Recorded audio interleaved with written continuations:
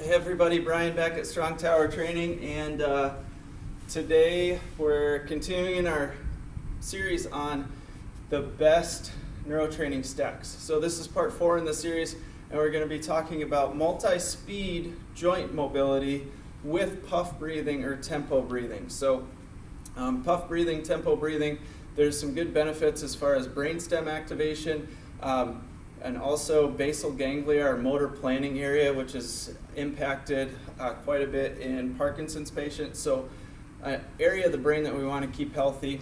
Obviously we want our respiratory system to stay healthy, so this can challenge both basal ganglia, respiratory system, and then we're going to throw in some joint mobilization. So I'm going to work on an elbow circle today, and you can get creative when you're doing upper body joint mobility with different lower body positions or setups, stances. So we could be in like a side lunge, we could be in like a forward lunge. I'll show you a forward lunge.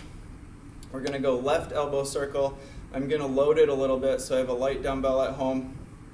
If you're just starting loading some of the upper body joint mobility, whether it's an elbow or wrist, a shoulder, just make sure that you start light, just like we would in the group setting when somebody's brand new, they're starting out. We're going to start with lighter weights and then gradually graduate or work your way up. So the elbow circle, I'm starting with palm facing down. This could be a loose fist instead of a dumbbell as well. So just take note of that, it doesn't have to be loaded. And then I'm going to come around, getting full flexion back to extension, and I'm pronating and supinating or rolling that forearm through from a palm up to palm down position as I finish that.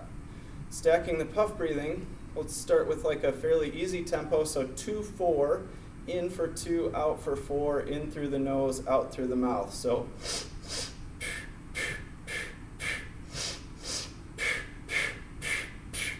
I like to encourage people to be fairly forceful with the breathing, so there's actually benefits to your exhalation muscles if you do kind of force the air out, so you can be loud with it, even if it seems a little weird at first. And then multi-speed joint mobility. So we're going to jump back to that elbow circle and say, let's do a super slow one.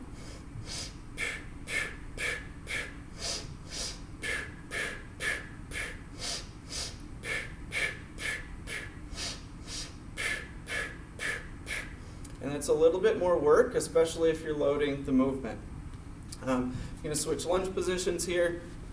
Dive back into the elbow circle, and then we'll speed it up a little bit, and we could also play with the tempo and the breathing just to give you an idea, moving to like a 2-6.